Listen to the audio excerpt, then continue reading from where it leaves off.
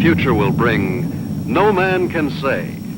But one fact is certain. Mankind stands at the crucial crossroads of history, the threshold of a new era, the atomic age.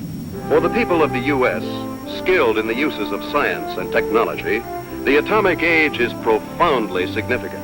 Across a continent enormous in its agricultural potential, Americans have drawn from the earth a rich bounty, have built great cities, have reared towers into the sky, have spun intricate networks of highways across the land. By the application of science, industry has grown increasingly productive, making possible a good way of life. With assurance, Americans look with an abiding faith to the future. For many, citizen and scientist alike, atomic energy means the promise of a more abundant life. But for many another, the atom is a threat, an evil promise, the paralyzing panic of our time.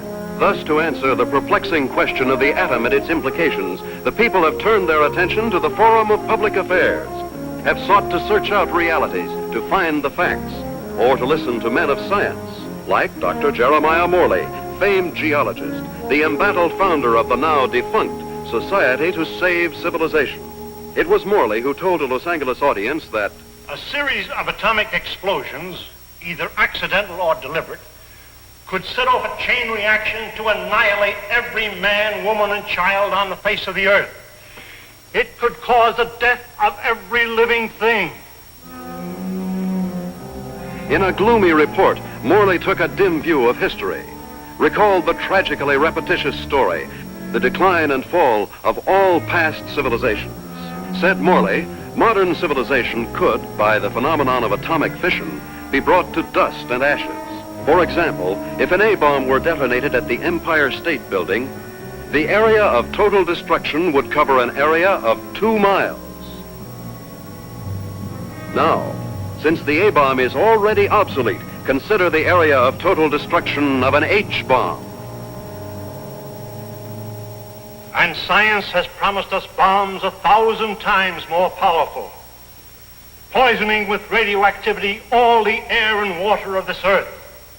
This could mean not only the end of our own civilization, but the very possibility of any future civilization. What are we going to do about it? I'll tell you what I'm going to do about it. I have a plan to preserve human life on this planet. I hope you will join with me in carrying it out.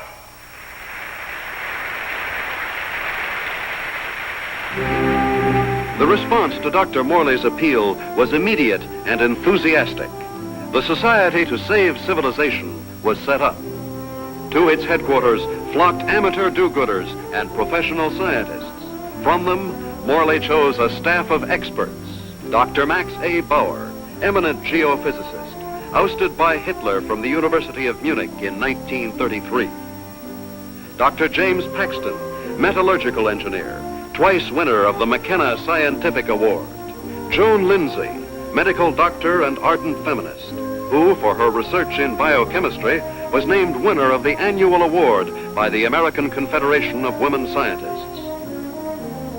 Dr. George Coleman, authority on soil conservation. And Andrew Ostengard, sandhog, explosives expert, Marine veteran of World War II.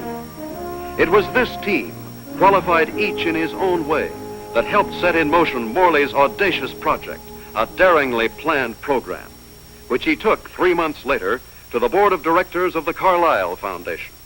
And so my colleagues and I believe that humanity can escape annihilation, can find a temporary haven, a promise of hope that, come what may, life can be sustained deep within the earth itself. Far below the surface, we shall seek a natural, a geological shelter. We have a team ready for the effort. All we lack are funds. Can we get them from your foundation? Dr. Morley, I believe it would expedite matters if I were to ask the questions. We're laymen, you know. First of all, isn't the inside of the earth solid?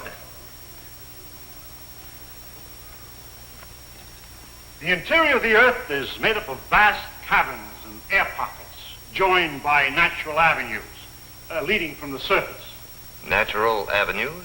Funnels and fissures. Such a fissure lies within the world's largest extinct volcano at Mount Nelly. That is where we intend to start our journey. Well, these funnels, how far down do they go? Hundreds of miles, perhaps thousands, to the very core of the Earth. But isn't the inside of the Earth, the very core, a molten, fiery mass? To the contrary. The latest body of theory holds that the inside of a sphere, such as the Earth, is cooler than the temperature at its surface. And how would you traverse these thousands of miles? Dr. Coleman, the perspective drawings, please. This is a cyclotram. A what? It's an amphibious conveyance based on the principles of an ovoidal bathysphere. A what? Like a submarine, with the mobility of a tractor. Its head contains a burrowing device, and its walls can withstand extremes of temperature and pressure. But even with the cyclotram or the bathysphere or the whatnot, how do you know you'll be successful in finding this underground haven? We don't know, but we must try. There is no other alternative, no other course, no other hope of keeping the spark of life alive. And the cost?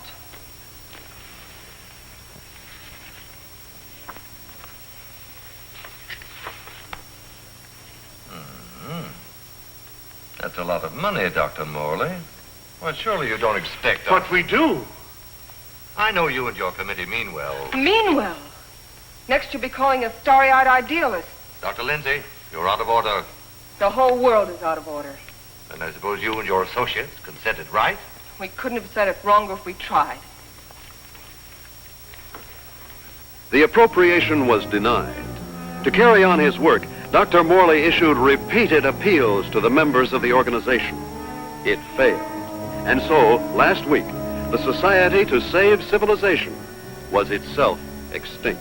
And one of its leaders, of Professor Jeremiah Morley and his enthusiastic colleagues. Where were they headed after a year of devotion to a lost but spectacular cause? To newsreel reporters, Dr. Morley had only this to say. We have no plans. We have no hope.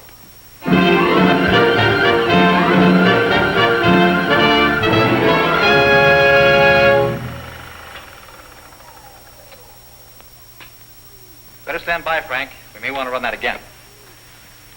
Well, gentlemen, what do you think? It's like asking a man what he thinks of his own obituary. I thought you'd like to see it, or its release, in case you had any objections. Now he thinks of our objections. You've been crucifying us for a year, Mr. Thompson. In the newspapers you edit, the magazines you publish, and the syndicates you control. And now this newsreel. Just a minute, gentlemen. You seem to have me confused with my father. He dictates the policies of our publications. Like father, like son. Nothing, Dr. Bauer, could be more unscientific. As a matter of fact, my father and I never see eye to eye on anything. So he's the villain of the piece and you are the hero. Quite the contrary. My father has all the virtues of our society. He makes the money, I spend it. The large occupation. Oh, I have no occupation. I'm strictly... You wouldn't. That idea of yours, Dr. Morley, about exploring the inside of the Earth. You know, I'd like to try that, just for the kicks. I'm sure you wouldn't find it very exciting. Oh, I don't know. Gentlemen, I came here tonight with a proposition. I have some money of my own. I would like to finance your project. Are you serious? Sit down, my boy. There's one stipulation, however. I go with you. And what could you do? I'm afraid you don't realize what you'd be up against. Going 1,000 miles inside the Earth, just to satisfy a whim? Gentlemen, you act as if the fate of humanity hung upon you granting me this whim.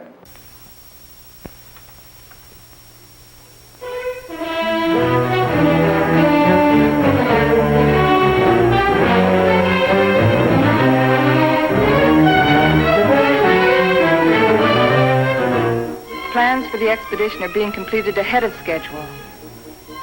And Morley is pleased with our progress. The cyclotram nears completion. Adequate nutrition in concentrated form has been perfected. And for an auxiliary water supply, the Sloan H2O condenser will be used. By the study of our laboratory animals in a new environment, we expect to gather important scientific data. At last, the cyclotram is ready to be loaded aboard the SS Aurora.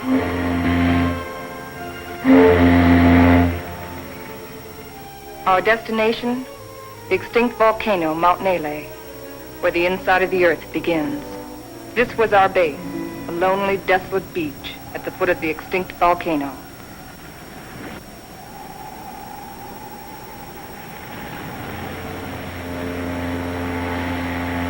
Well, let's go.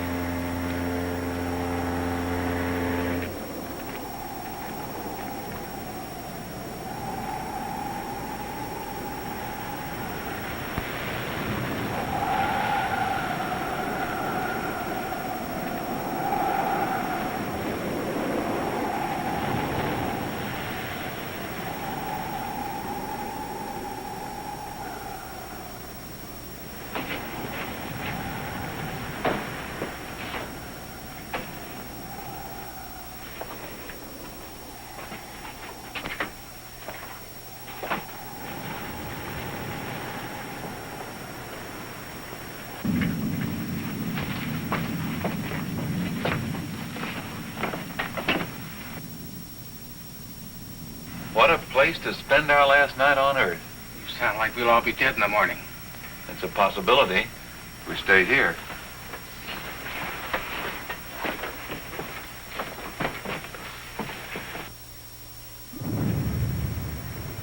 Andy, take the controls. Follow the ridge line. Keep out of the ravines.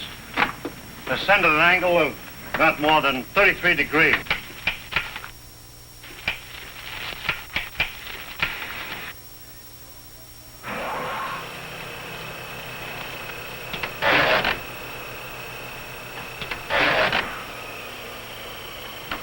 Something's wrong.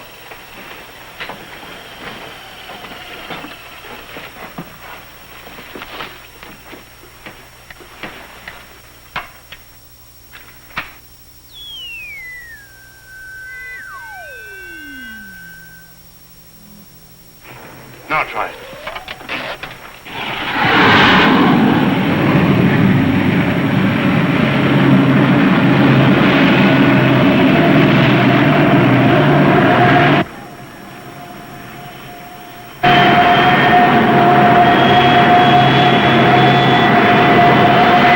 Sustain 2,000 RPM. Follow our chart plan, R4.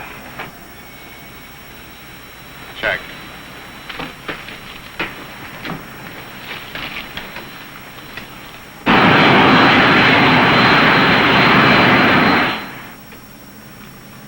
What's our elevation now?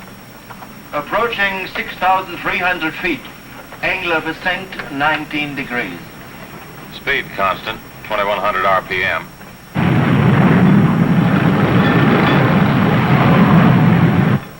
I wonder how long this iron lung is going to hold up. You can still beg out. Ah, you can't get rid of me so easily. Give me a reading on the forward rotational unit. We're up to 9,000, climbing at 24 mph. Angle 31 degrees. At that rate, we'll make the summit in 4 hours.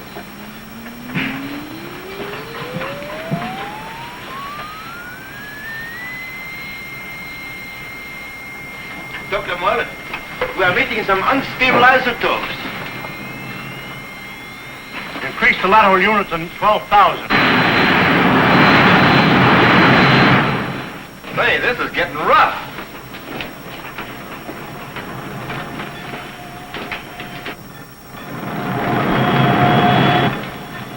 We're approaching position R4. Our computations show an error of less than plus 0.14. Good. We'll reach the summit in 30 minutes.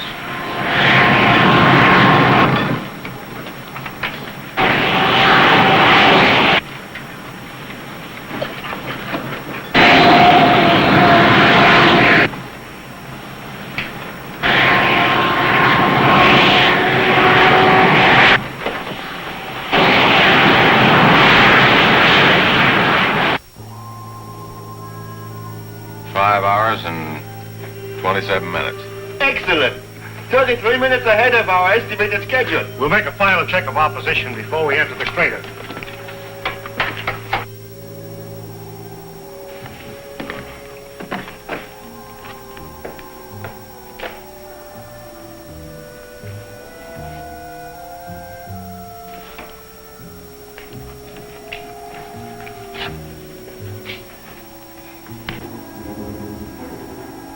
We're glad the professor picked this volcano for our expedition. Maybe this one could come to life, too. No, not a chance. No bet on it.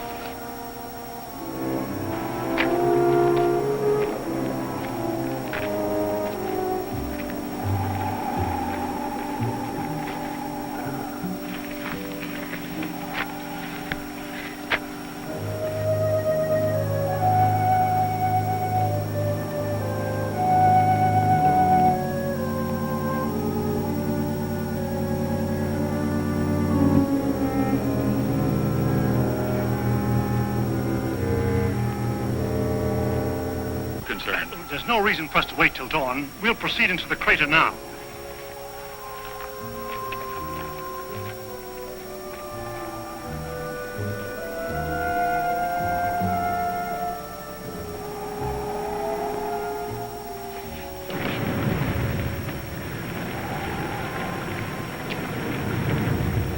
Just one last look at the earth. Yeah. What a way to remember it. Follow the downward spiral. Keep to the inside ledges. Speed 1,200 RPM.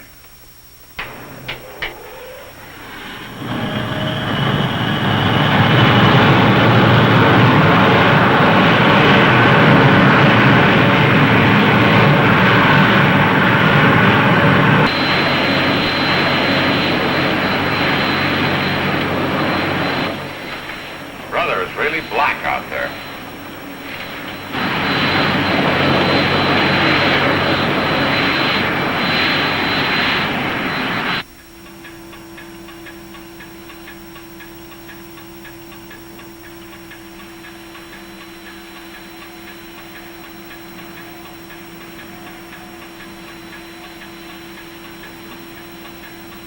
As we descend ever deeper into the volcano, I have observed no unusual physical symptoms. Paxton seems withdrawn, irritable, but with such an annoyance as Wright Thompson present, the condition may not be considered abnormal. The descending ledges are getting awfully narrow. We must be at position R18. Yes, we are. Cut the switches.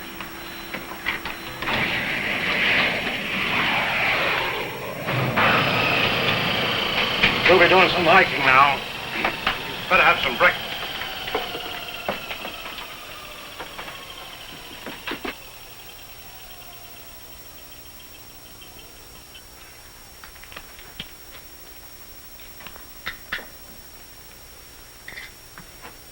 Rise and shine. Morning.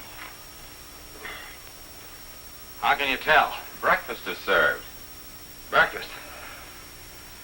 Well, I've always said there's nothing like starting off a hard day's work than with a good breakfast. Hey, Doc? How would you know? You don't like my kind of guy, do you? Not very much. But I'll make an exception of you. You I don't like a lot. Coleman, take the controls. We'll scout the way on foot for you. Follow on down along the widest leg.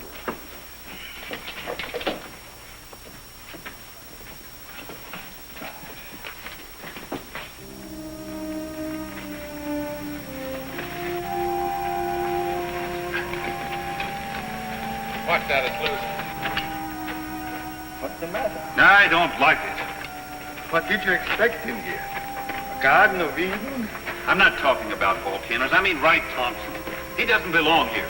None of us belongs here. We're doing what has to be done. He doesn't feel that responsibility. He's just a useless piece of excess baggage, a selfish thrill seeker. But without him, there'd be no expedition. Pardon me.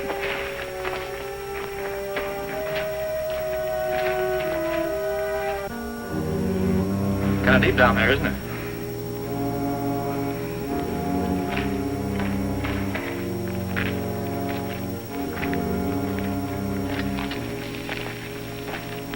Nice friendly bunch, those scientists. Oh, what's your trouble? Oh, nothing, but don't they ever talk? Not unless they got something to say.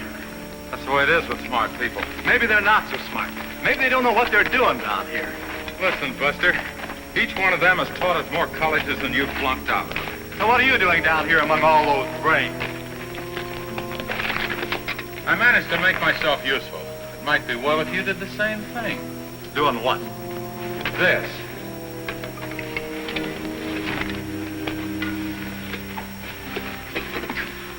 You lead the way for a while.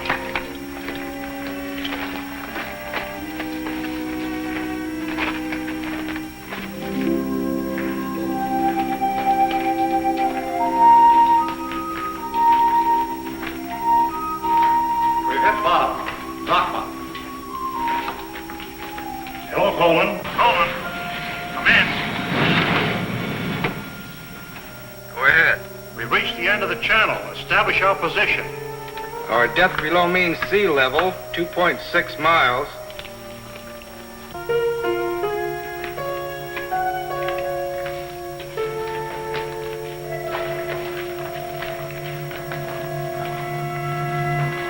The Angstrom Underground Geological Expedition reached this point June 12, 1938, and was unable to proceed further. Why anyone who follows us should want to go further, we do not know, but we assume that they have good reason for doing so. Good luck. If Engström were living today, he'd know the reason. The world has changed since 1938.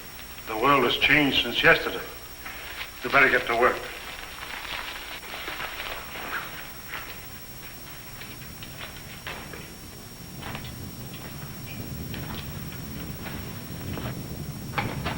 Look! That's pressure from the other volcano.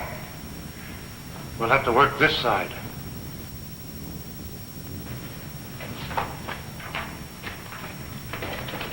Paxton! Yes, Dr. Morley? Start making density readings on that wall over there. Yes, sir.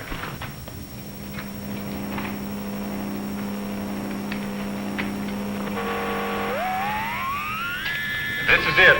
The point of least resistance. Okay, Andy. I'm ready. We'll all go back to the cyclotram.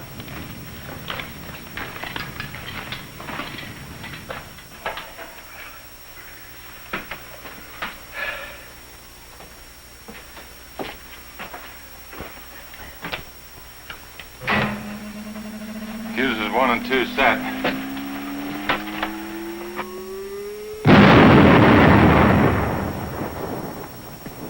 I wonder what we'll be running into. There's only one way to find out.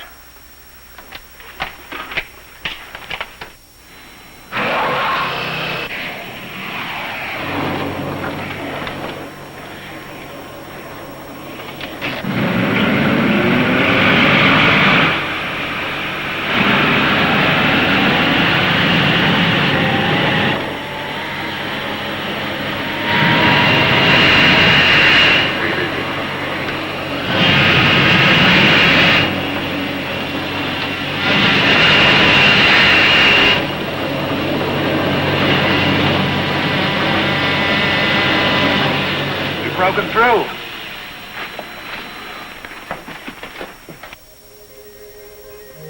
Looks like a tunnel. So far, so good. Put on your gas mask just in case. Coleman, we'll set the pace. You follow along with the cyclotram.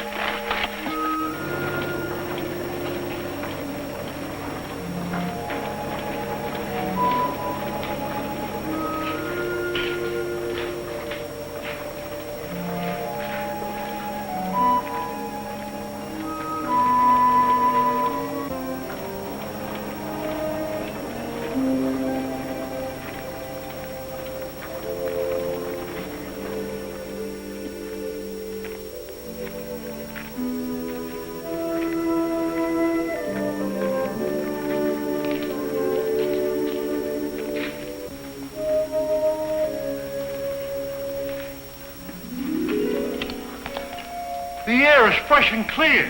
You can take your masks off. Pressure seems normal.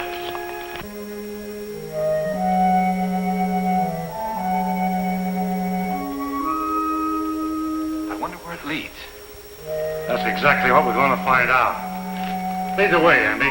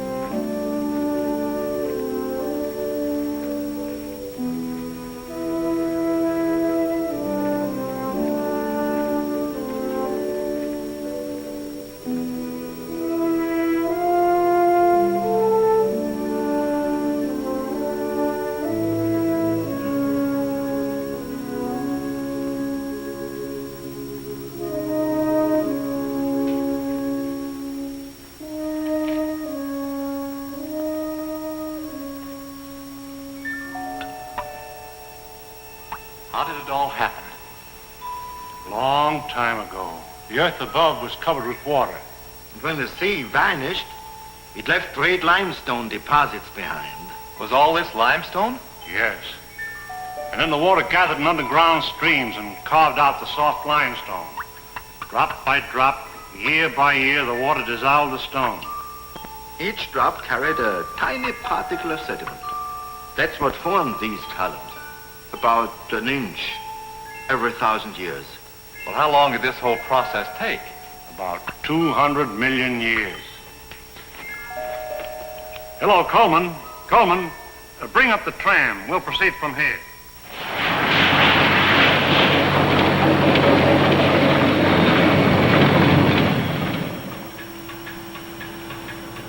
We're down 100 miles. You better pull up.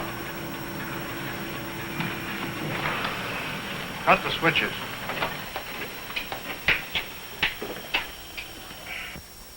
It's funny. When we first got here, I felt a sort of exaltation. Now I feel depressed. I don't know why. The oxygen content is adequate. I know. But I too feel suffocated.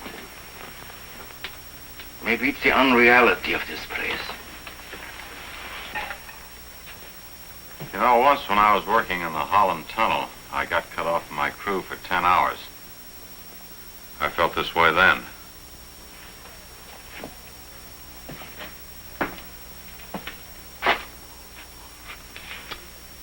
I think I know what it is.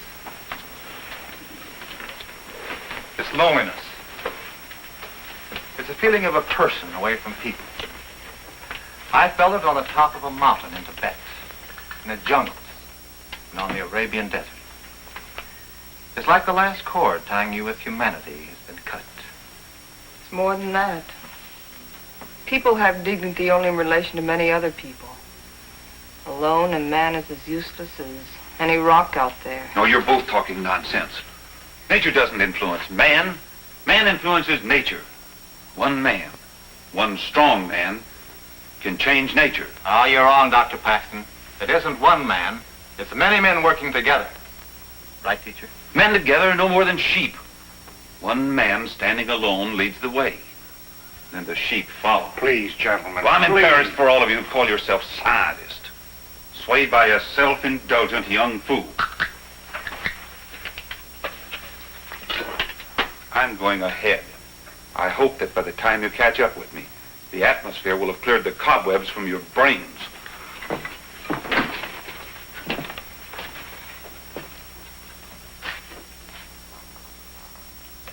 I'd better go with him. It isn't safe for a man to be alone down here. Ah, he's all right. He's the leader type. I'll go with him anyway. There wouldn't be leaders if there weren't sheep like me to be led.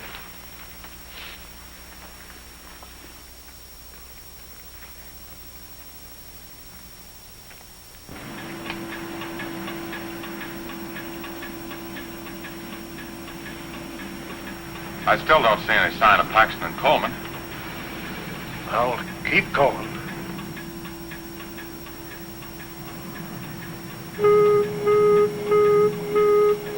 Gas! Gas! Paxton and Coleman. They forgot their gas mask.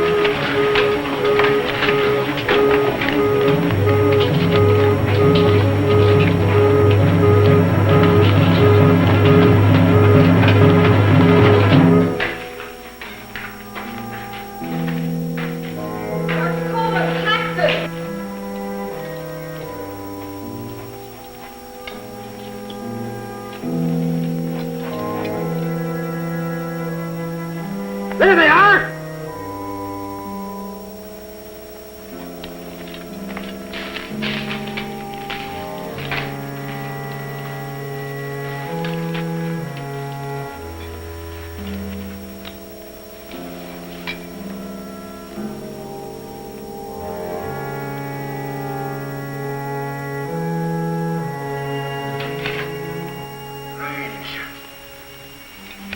Digging a grave 110 miles under the earth.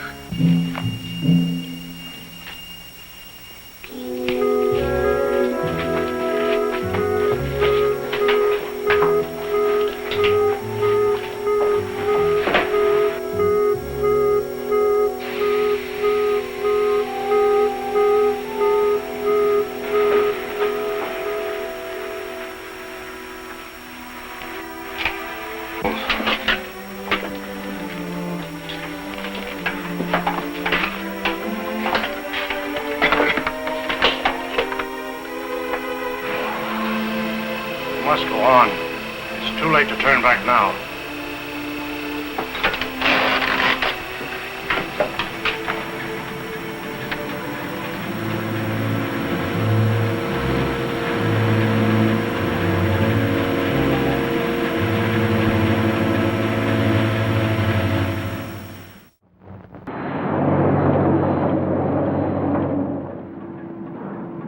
No.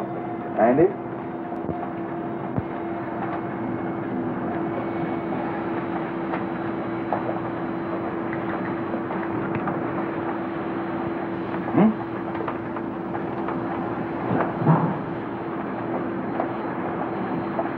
All right, now I'd give $1,000 for a good hamburger. And another 1,000 for onions on it.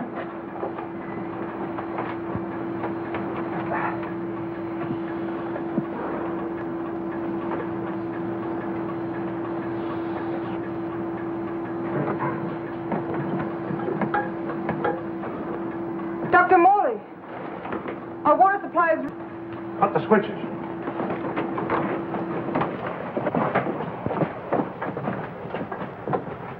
Polluted by the gas fumes. Yeah, somebody left it open. Back there just before Paxton and Coleman took off. I guess I forgot to close it. Oh, you... Andy! It was an accident. An accident? We may never find water again. Now I suppose you'd give $1,000 for a glass of that. Andy, there's a job to be done. We've got to find water fast, and in this area. Yeah, I know. We got about a chance in 1,000 of finding it.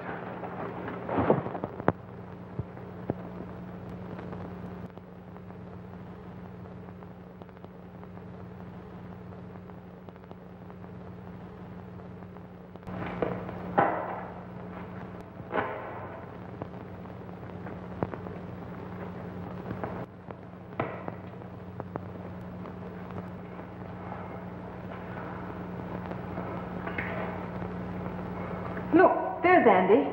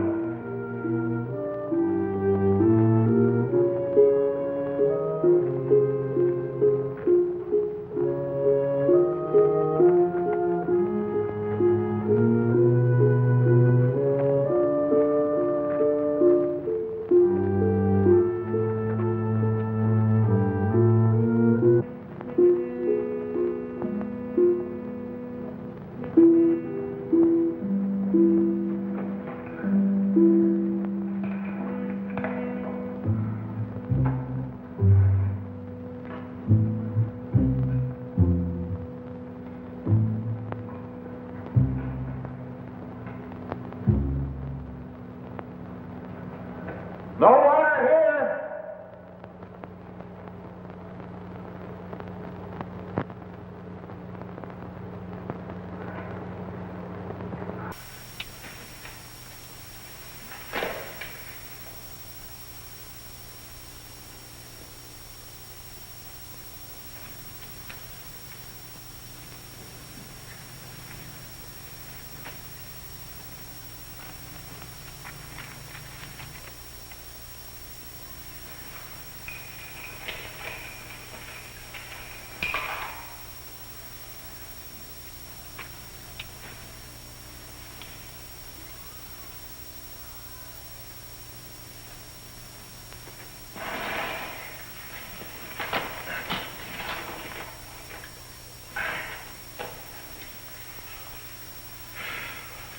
Thing like this is enough to drive a man stir crazy. It's no use. 240 miles inside the earth. Yeah, and no water.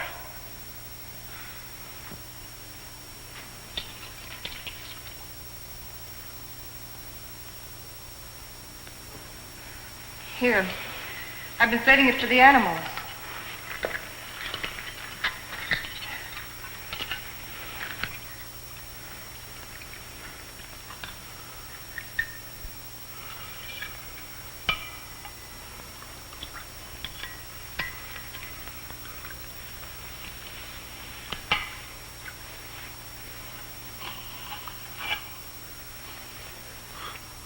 Go ahead. Enjoy yourself. It doesn't cost a cent.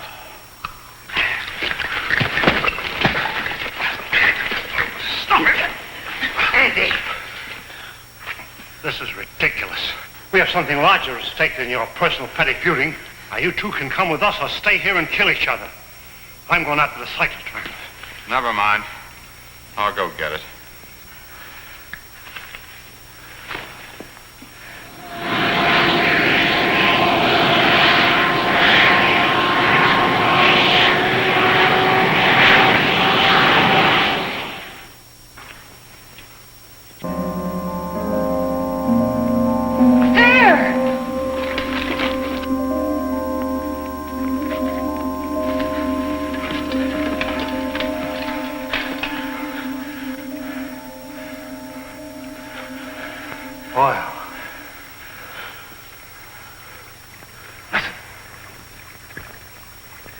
Like running water.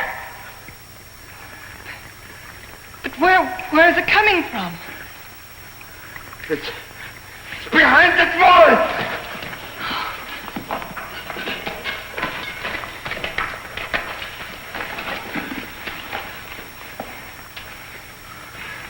It is running water. Well, why don't we go through the wall of the cyclotron? No. There's this brother. There's still such a thing as too much water. It could be an underground sea. Andy, bring a couple of heavy hammers.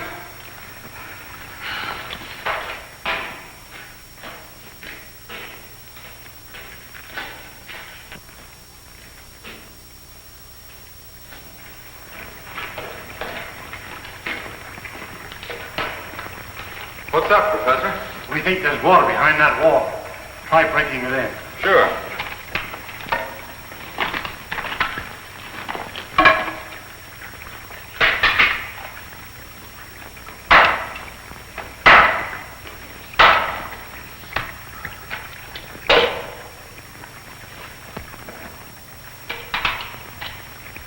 I brought 2 hammers, you know.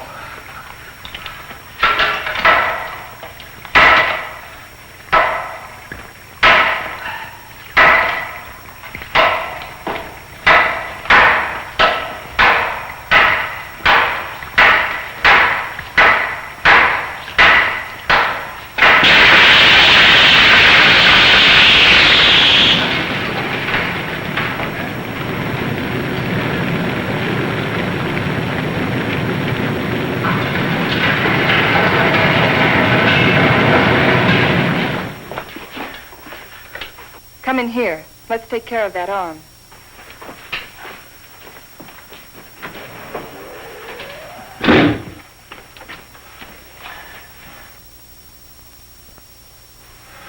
The outside temperature is rising fast. It's up 280 degrees now. It looks as if it could go on forever.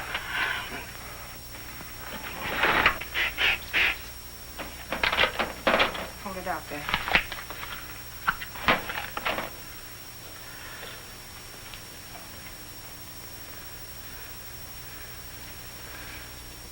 Outside temperature. It's dropping fast. The outside pressure's dropping, too. Good. Condensation will soon take place. There. You're a pretty good doctor at that. You're a pretty good patient at that. Thanks. Here, put this on.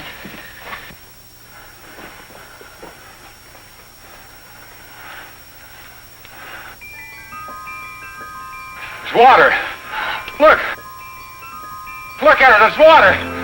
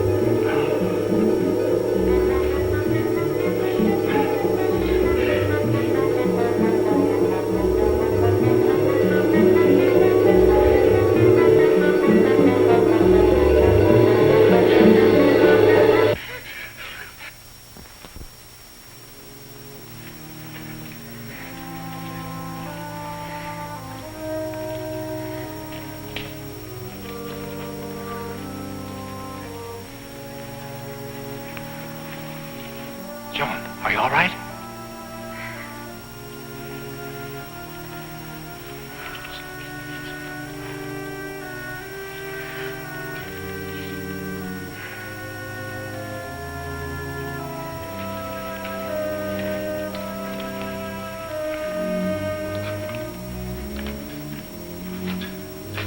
Well, what shall we do now? All right, I'll say it. I'll say what's on all of our minds. Don't try to read our minds, Thompson. Just speak for yourself. Then I say, let's go back. And I say go on. But look at Joan. We've gotten nowhere. Deeper and deeper into nowhere. We've failed. Would our failure be any less if we turned back now? Our chances of living would be greater. If we go on, we're dead. As dead as Paxton and Coleman. That's a chance we have to take. The stakes are high, higher than our lives. They involve the life and death of all mankind. That's a great speech, but I won't buy it. All right, let's put it to a vote. Thompson? Go back. Andy? Go on. Bauer?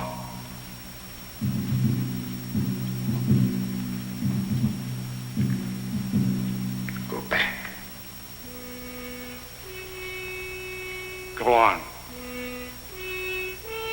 Seems to be a deadlock. I suppose none of us would like to reconsider? Doesn't woman suffrage count here? What do you say, Joan? I say go on, and let's not waste any more time about it.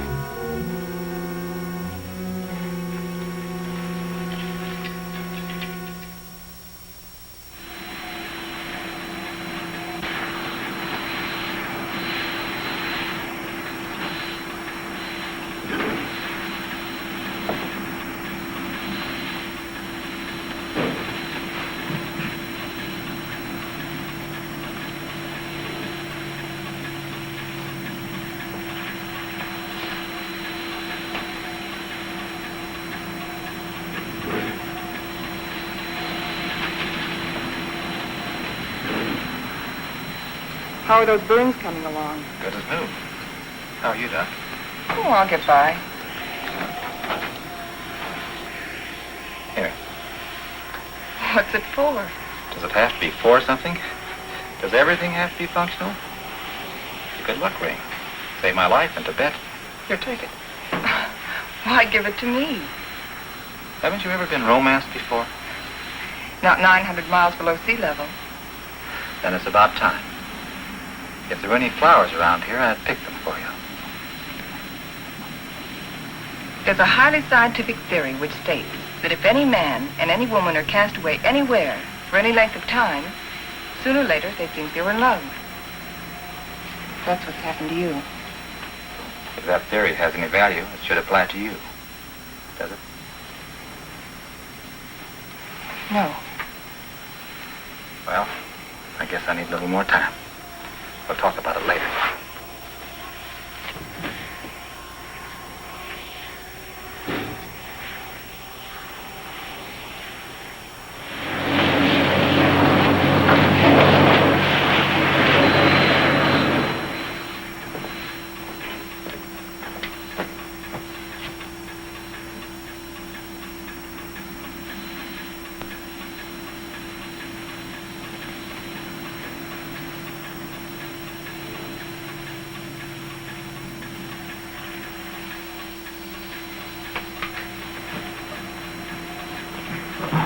Hey, how about pulling this jalopy level for a minute? Just long enough for us to get out of these straitjackets and stretch.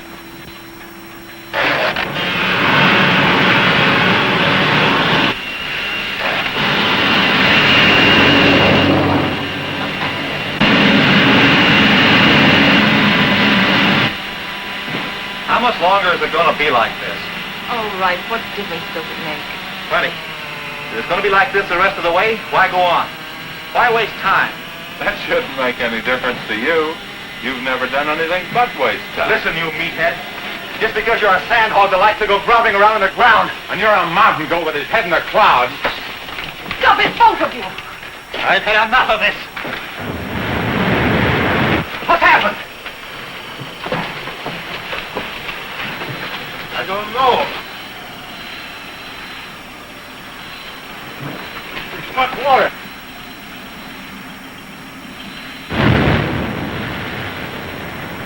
We are out of it.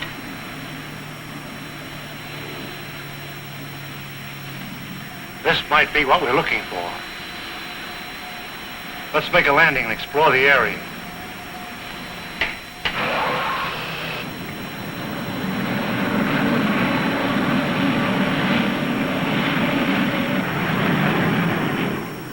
It's got a high calcium content, but it's drinkable.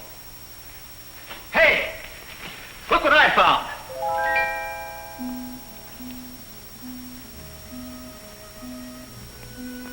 They're cave pearls. Cave pearls? How much they worth? Calcium carbonate. Calcium carbonate. Well, how about this? Sulfate of lime. Plaster of Paris. Professor, you take the romance out of everything. Here you are, Doc. 2 souvenirs from Hades, vacation land of the underworld. Thank you. Back home, I'll be the envy of every kid on the block. I'm not so sure, Joe. Take a cave pearl into the sunlight, turns gray and ugly. And the flowers? It'll crumble to dust. Hey, Professor. How about these fish? It's a rare species. They're edible, though. They have no eyes. I think I'll stick to pills. They lost their eyes 10 million years ago.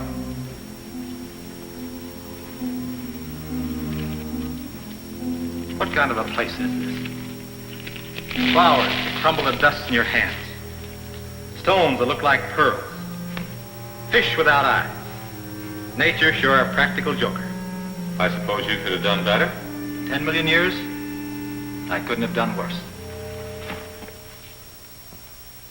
Morley believes this is the shelter we've been searching for. A valley of shadows where light can be sustained. A shelter for humanity. And yet our morale is very low. What do we want? A ray or two of sunshine? A change of seasons? Starry nights? In this graveyard, Morley thinks We can build a new life right here. You mean this is what we're looking for? You'll get used to it. Well, who wants to get used to it? Why don't we go on? A little further. But we've come 1,100 miles already. How can you measure what we've been through in miles? I say let's go back or go on. But this is no place. What is your wish? We've come so far, let's go on.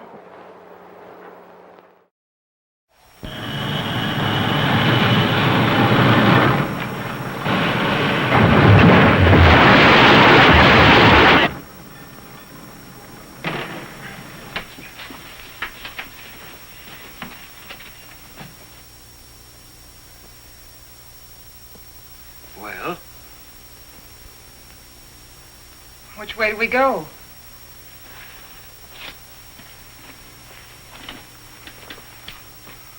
I suppose we'll have to explore both channels. I'll take the right one. Right? You take the other. Why me? I'll tell you why. I'm sick of taking your orders. That's the trouble with you, Thompson. That's all you do is take, you never give. Without me, there wouldn't have been any expedition. Well, that's not enough. It's time you gave something of yourself and not your pocketbook. Andy. We might as well get started.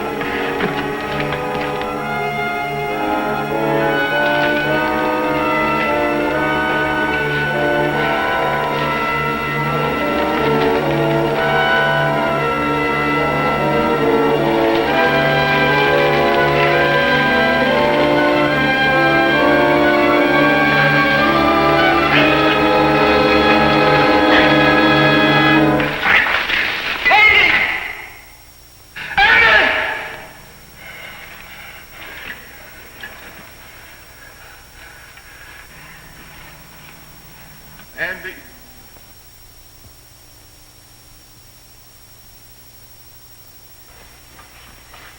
You're supposed to be taking it easy. Try to get some rest.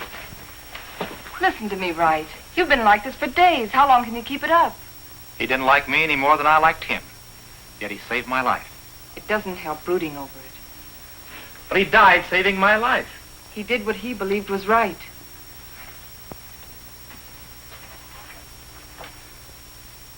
My trouble was, I never believed in anything. You can start now.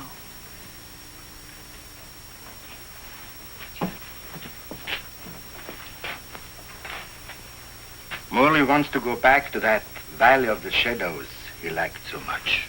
Well, it's better than this. But it isn't good enough. What do you want to do?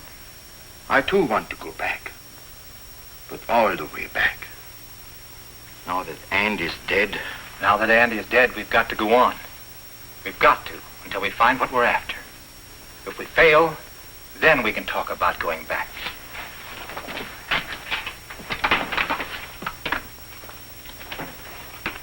Over there.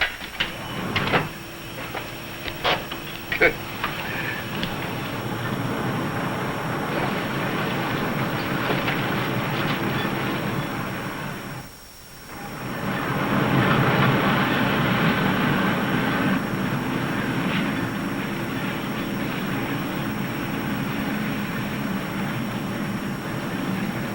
This must be a continuation of the other river.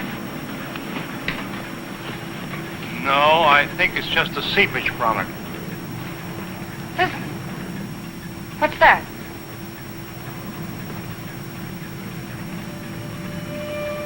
Look!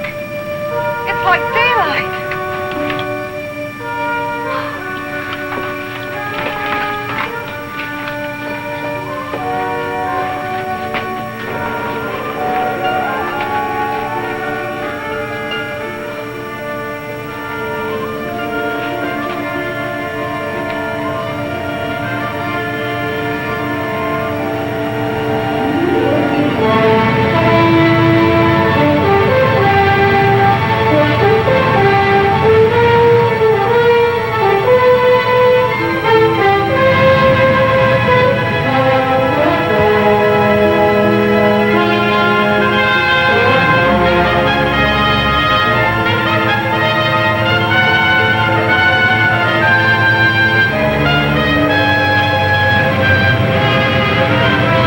Like a dream after a terrible nightmare. I think we found it.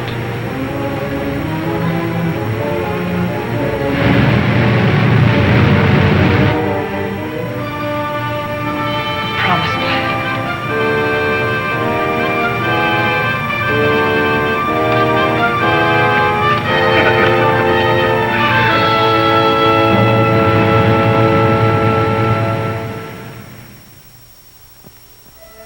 We have discovered a vast and radiant cavern deep within the earth. Along the shores of this incredible cave lies a great underground sea, gathering up the waters of the earth. A strange, sunless light is reflected from the phosphorescent dome. The glowing peaks are weathered and sharp, and the gullies deep. The wind is soft, and the climate pleasant. Vapors rise up into the bright dome, forming luminous clouds.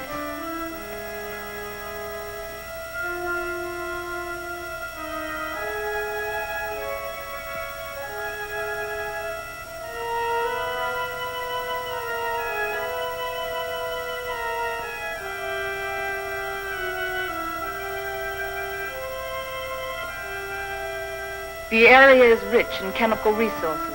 That means power and industry, according to Bauer. And Wright says a real estate boom is on.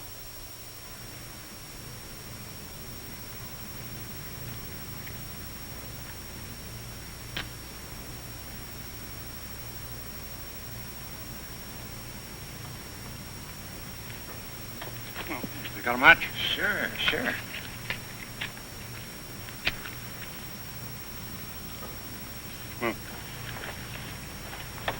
How you coming, Professor? Uh-huh. Still feeding those rabbits? They eat like pigs.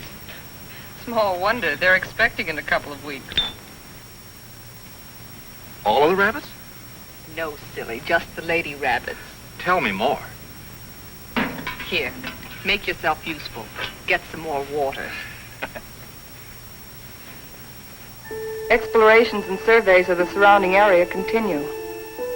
Morley and Thompson have set out toward the southeast to investigate the land and its potentialities.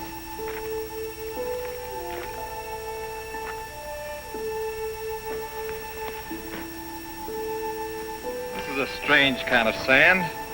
That's not sand, that's volcanic ash. The ash will make good fertilizer for our crops. Crops? Let's face facts, Morley. This is a desert. The very word means deserted by life. And you talk about crops. It can be irrigated. This country has everything. Water, soil, air, heat. Yeah, you're forgetting one thing, though. No sunlight. Science can adjust that. Crops can thrive without sunlight. Perhaps. But can we?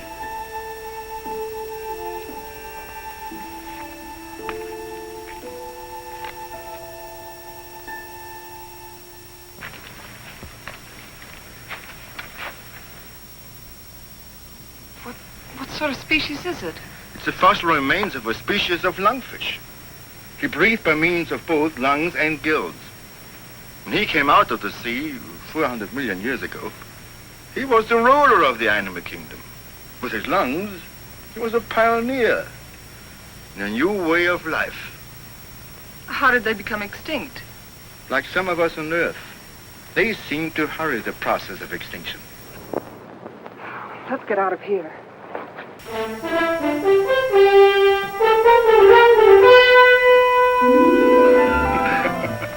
What's the matter? You act like you swallowed a canary for breakfast. This is the day, right? This is what day?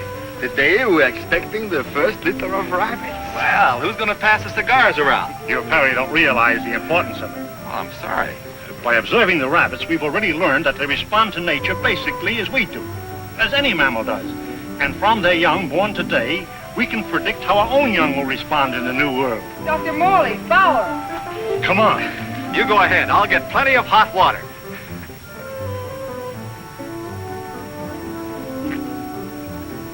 Well, how many boy rabbits and how many girl rabbits, huh? What's the matter?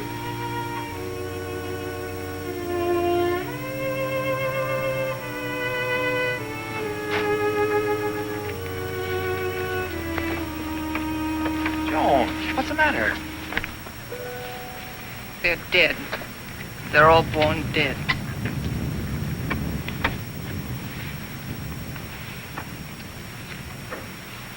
I can't understand it. Why? Why? There must be some cause, some biological reason. We've been searching for causes. Our investigations have been checked, tests rechecked. Examination of genetic tissue proves that all experimental animals born here are sterile.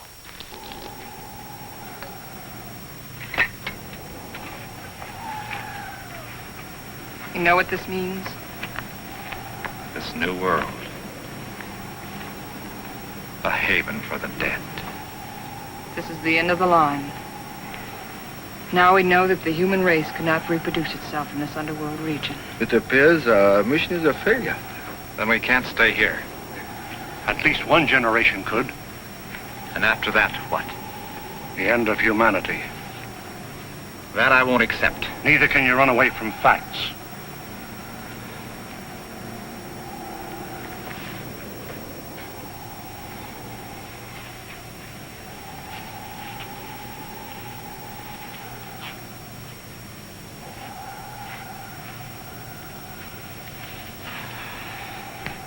I've always run away.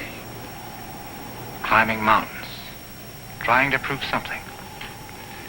I don't know what. I too ran away instead of fighting. And now I've run away again. And I was always afraid I couldn't compete in a man's world. I think I want to go back and try again. Go back to what? To a world bent on self-destruction? We can live the rest of our lives here in peace. Morley, you're wrong. This isn't peace. This is a resting place for the living dead. I don't believe it's the end of the world. I don't believe it's the end of mankind. You're young. You don't know. I've lived through the terrors of 2 great wars. I've had enough.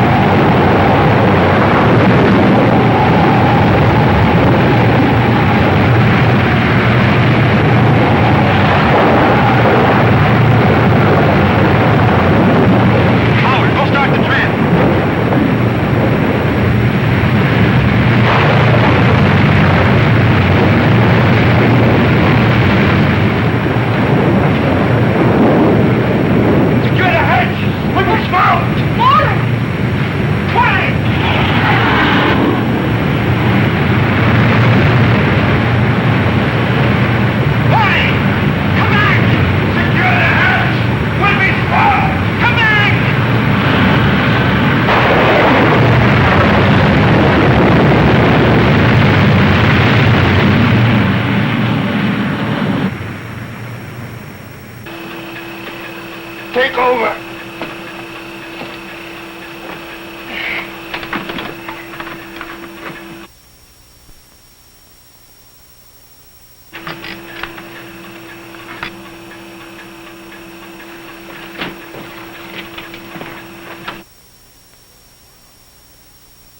Something's wrong. Something's pulling us down.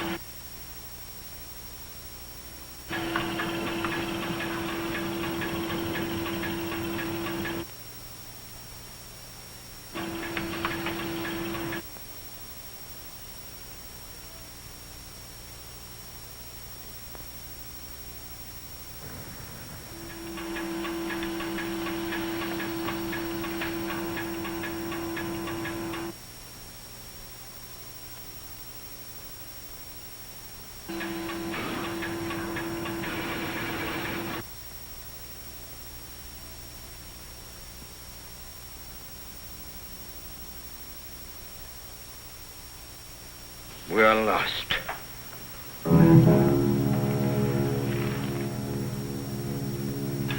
We're in a blind alley. Ever since we started, we've been in a blind alley. We can't bury ourselves in the earth and expect to live. Maybe that's the secret. Morley understood. Strange. We didn't know it before. I used to be afraid of death.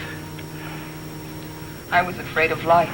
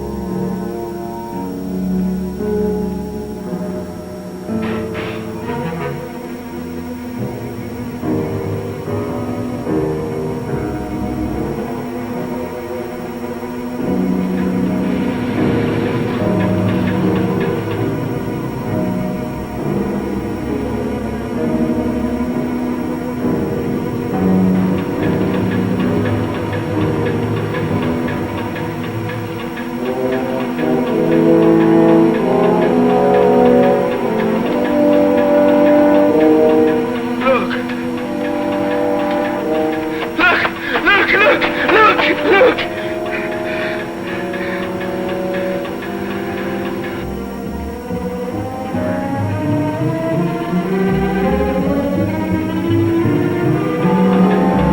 That's strange. How could it be?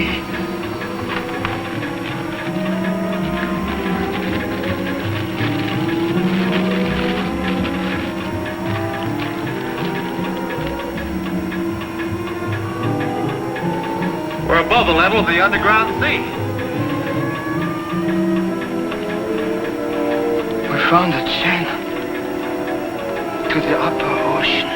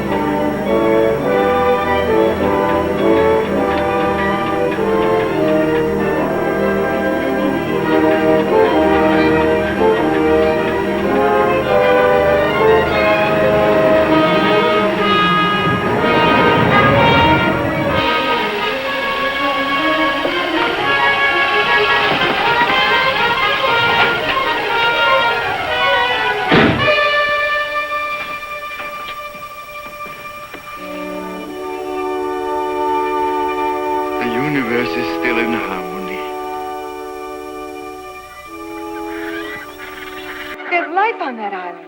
People. I feel like I'll live forever.